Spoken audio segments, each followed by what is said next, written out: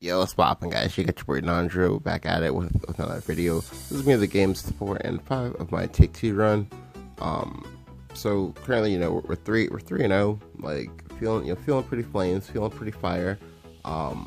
If you didn't see the list that I was like playing for this, you can check it out in the. I'll go ahead and try to drop a link to it in the description. And of course, you can also check it out if you watched the previous video. But yeah, there'll also be a link to the previous video, of course, as well. So, melee versus sword.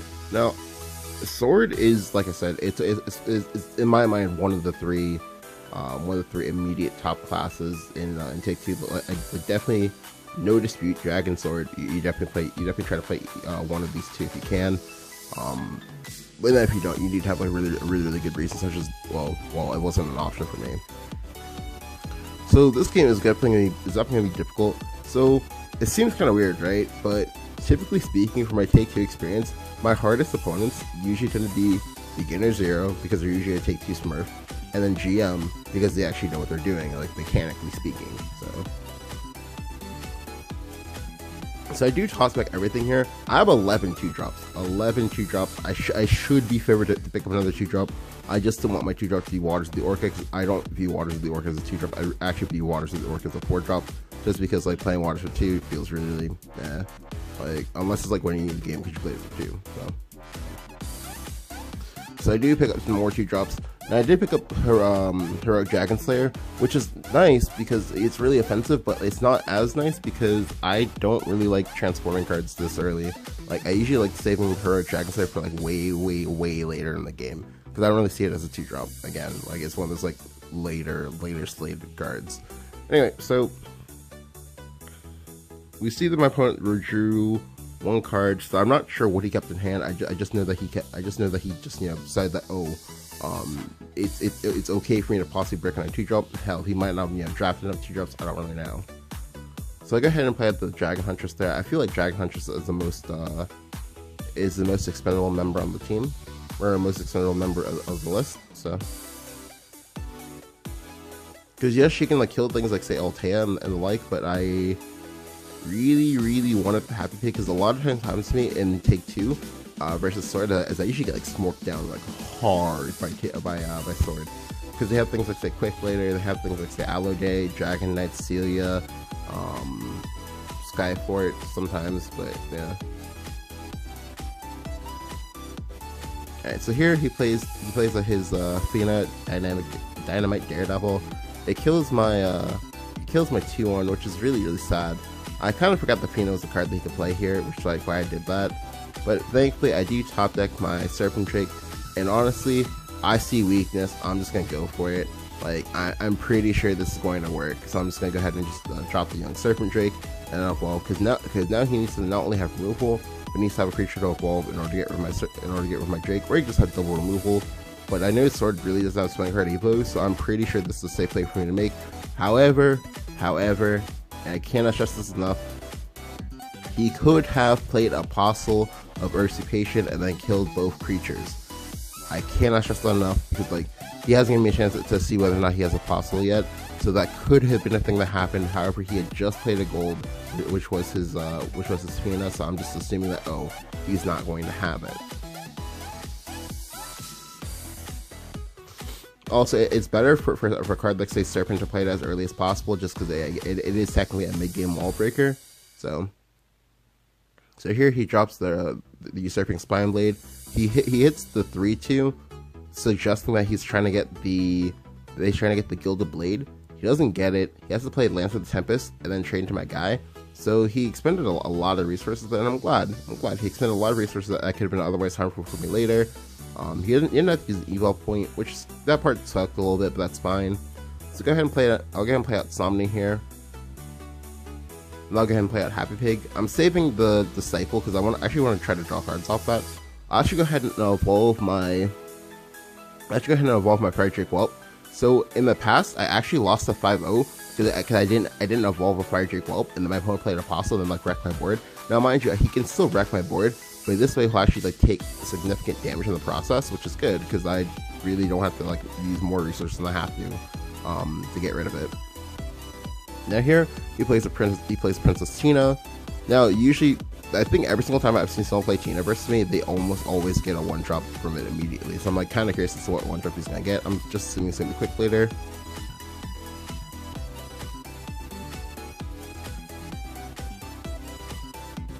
Yeah. So he plays his great.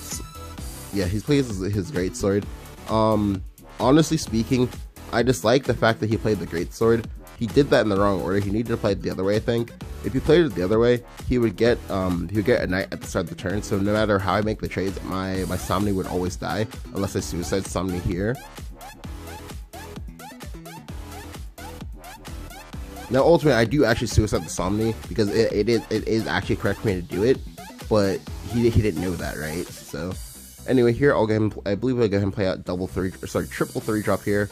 Because I see weakness, but I'm going to try to draw a card first by evolving my servant. This is my last evolve, so it is kind of scary. But he used the Lance of the Tempest earlier, and gold and getting copies of the same gold is kind of hard to come by. So I'm feeling that it's going to work out for me. Now here I do actually pick up an Oracle, so I'm actually going to go ahead and transmute the Oracle. Why? Because Nest gives me healing and really does the same thing. The only thing it doesn't do is give me mana, but like I don't really need mana anymore. Like I'm ahead on the board. I'm ahead on the board, and I'll probably stay ahead on the board.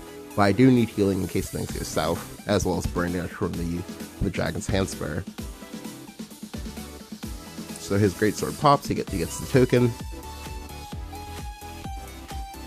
Maz turns like really difficult for him because like his best play is Weathered Vanguard, but Weathered Vanguard is a very dangerous turn to make because if you make the turn right, you guarantee take at least anywhere from like 12, up to like maybe 12 damage possibly.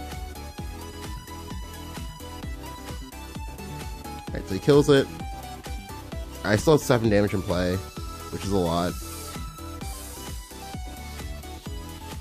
And now here I top like Stormworm Wings. So Stormworm Wings just lets me go in. I'm just gonna go ahead and transmute the Drakewing Assassin because I don't think I'll need any more. I don't think I'll need him anymore.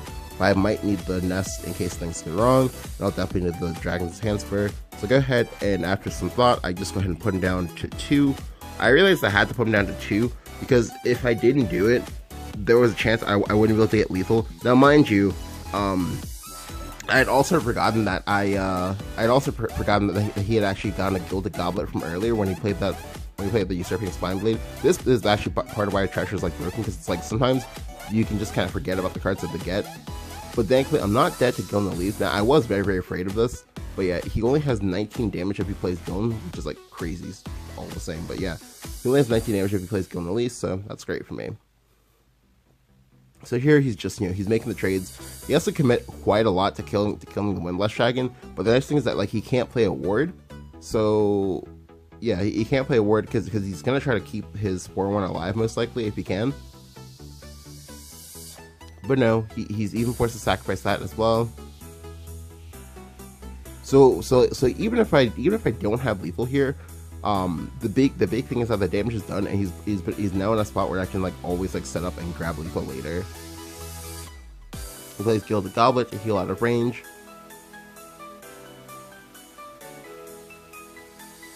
However, in GM fashion, I'm thankfully able to top deck the Dragon Horde and kill him anyway. Now, this next turn is like actually kind of scary because like you're gonna see a slight delay, I think, and then he like concedes. The reason for the slight delay is because like I don't know why, but like my internet randomly chose at that point for like a microsecond to go out of order. And I was very scared that he was gonna get a win because it was going to like DC and lose. But thankfully he concedes because he sees the loop on board. And I think he thinks I was roping him. I wasn't roping him. I was just having connection issues. But thankfully he concedes, so that's great. So it's 4 games down. 5 more. 1 more to go. I almost said 5 more, but but no. So typically speaking, my game vibes. If the first 3 games are easy and the 4th one is hard, typically speaking, the game 5 is somehow like harder than you've ever seen anything be hard before in a non-funny way. But I think I actually just hit the wrong game. Like for example, I've seen things like say people like outgrind my Poseidons without having a board initially and without using a board clear, yeah, I've seen things like that happen to me before. That was, oof, I have no words. I've died to things like say Proto Baja. I've died to things like say just randomly bricking at a critical point. We're not picking up Storm. Like, yeah, like so many times have I just been like robbed from the 5-0. Like, I would have already finished the series like I don't know like last week, because I've been at least 4-1 at least 6 or 7 times. I just like, I don't know, something happens in game 5 and I just like die somehow. Now mind you, not all of them are just like me getting robbed, because some of them are, you know, obviously misplaced, because like not all of them can be just, you know, me getting robbed, but more often than not it is in fact me getting robbed, because I can usually be objective enough to actually like see my misplays as they happen. But anyway, without further ado, let's go ahead and get right on to game 5. So game 5 is going to be versus Shadow. So typically speaking, Shadow, like I said, I think it's like moderate to decently good, because you have a lot of like mid-game bombs. Like you have like things like say Cerberus, you have things like say Grimmery to like spike your opponent out of the game. You have things like say Aisha, although the Aisha thing doesn't actually come up that often. Mordecai is still decently good. What else? I think Belness finally rotated, but the Belness at one point was like pretty good as well. Alright, so we see my opponent's AA. So AA players are like slightly below the rung of the GM and beginner 0 players, and I do sometimes have hard times with them as well, because they draw like immaculately. Whereas like the beginner players and whereas like the beginner 0 Smurfs and the GM players like play well with skill, the AA players like play well with amazing top decks. Like, it's crazy. Okay, so I keep the Serpent Drake because again, Serpent Drake is really good. And even though he's actually playing a class that can actually get rid of both of them pretty easily, I just want to like say, oh, do you have the answer? Yes, no. If yes, cool. If no, give me my win. So unfortunately for me, he does have the Mischievous Spirit. However, on the bright side, he also has Mischievous Spirit. So that's basically like one less card I have to like worry about. He passes his turn 2. So I believe, yeah, so I just gonna play out the Serpent of Disdain. I do this out because I know he's gonna like, he'd rather remove this than let me draw a card. I'm basically trying to force that removal for Serpent Drake, so. But instead he plays Chloe instead. I'm like, sure, okay, I don't mind drawing cards. And then get a space there, that's okay. Alright, so this turn was actually kind of interesting. I do ultimately pick up Roy, and I'm able to just like play that here. But I did have an option. I could have waited one more turn.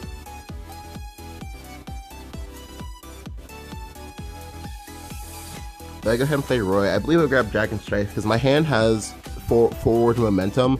But I don't have anything defensively oriented. I just have more forward momentum. So, and I really like my defensive backbones because I don't like going all in and just, you know, saying, oh hey, what do you have? What do you not have? Anyway, here my point just goes space again. Now, honestly speaking, this turn, the correct play was definitely Happy Pickup Ball plus Dragon Strike Blade. Honestly, truly and honestly, this was the play. It's the play for 2 reasons. One, you have 3 creatures now. You have 3 creatures. You can always go Serpent Drake plus Genesis Legend the turn afterwards if you like, and that's perfectly fine. It also helps to fill your curve better as well. That's the other big thing. It fills your curve in a much nicer way. But I didn't do it because I was like, no. I want to end this game now. And it's impatience like that like sometimes like cost me like take 2. Sometimes cost me like take 2 victories. Anyway, so I go ahead and sack my Serpent. I go ahead and evolve my Serpent. Because like basically what I'm saying now is that like I don't think you have Undying Resentment. I don't think you have Orthrus. I don't think you have anything. And that's like super suspect. Like that's really bad even for me. Because now my curve is also kind of just trended. I think the other thing that like motivated me to do this, I knew I had Galoo in the back, but it's really not a good play. Like it's just a greedy play basically. Now here he plays Altea. Altea is a pretty solid punish to this.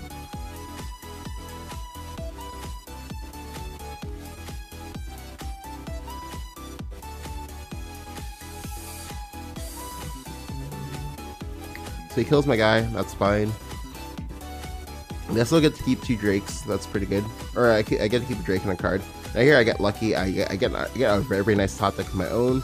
I'm able to just like play the Dragon Huntress and sack that there, as well as play my Genesis of the Legend. The Genesis of the Legend has to come out here, because I just want to get into play now before like I take too long. Because now I get to bank Bane units, and Bane units are very, very difficult to deal with, because if I buff up the Serpent Drake, he has to kill that, but he has to lose a creature in the process in order to stop me from making Drakes possibly. Or if I buff up Roy, well, I just have a Bane unit, and that can just like kill your creatures. Because like, yeah, I still have the Dragon Strike Blade in the back, so it's like always the thing there. However, he plays Sinister Sarcophagus. I'm like, oh no. So I've been getting wrecked by Sinister Sarcophagus lately, just because like it's essentially a 4-mana 6/6 when evolved. However, it's not.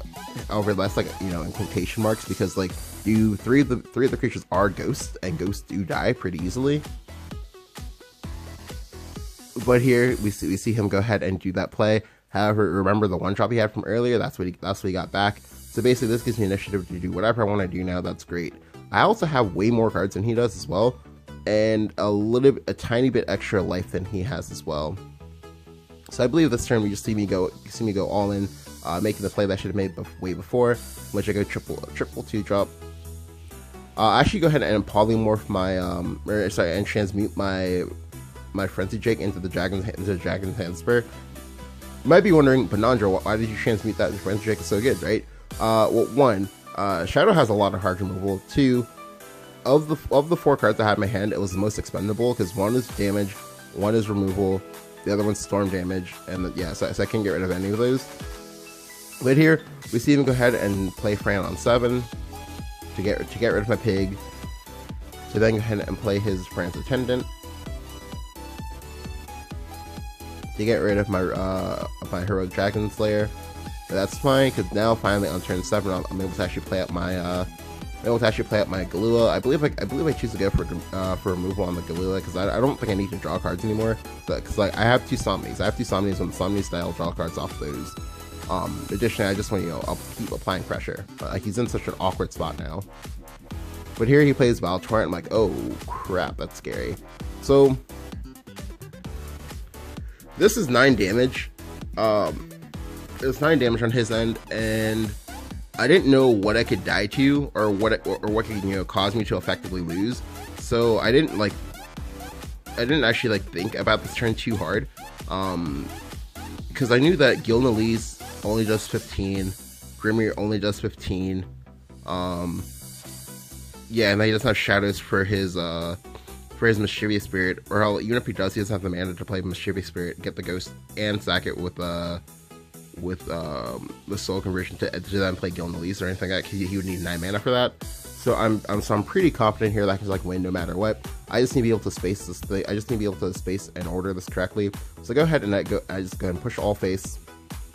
I also go ahead and just hedge my bets a little bit, and I go ahead and play up the Maelstrom Dragon as well as Luane. So next I can go ahead and go Maelstrom Dragon plus Luane plus Elsem. Or sorry, Maelstrom Dragon plus Handspur plus Luane. Anyway, so here we see him drop a Craving Splendor immediately, so I know that I'm safe. However, the second he played the Craving Splendor, I immediately realized that, oh, Grimmery, pre-nerf Grimmery plus Craving Splendor would have killed me, but thankfully he didn't have it, so that's really good. That's just one of the situations where you have to play around play around a 1 card out, but you can't play around a 2 card out. That's just how it is. Here he plays the Disciple of Silence. Ordinarily, the Disciple of Silence would keep him alive. However, we know that I have the Black Breath from way earlier. I also have the Dragon Handspur, so he's definitely 100% dead, and we're able to take the win. It feels good, man. It feels amazing, man. When you actually play well, to an extent, and let's type that one misplay. You actually play well, and you actually get rewarded for it. It feels utterly amazing. Moments like this is why I play the game. So yeah, so we're able to take it. We're able to get another 5-0 under our belt. I believe I need 3 more 5-0s or 2 more 5-0s. I don't actually remember which one it is in order to get the Taker 2 player. So, but either way, as we play more games, I'll go ahead and record them, and I'll go ahead and share them with you guys. If you guys enjoyed the video, go ahead and leave a like, go ahead and hit the subscribe button, and let me know what you think about this series so far. Do you guys like it? Do you guys hate it? Thank you guys for watching. I'll catch you guys next time. Peace.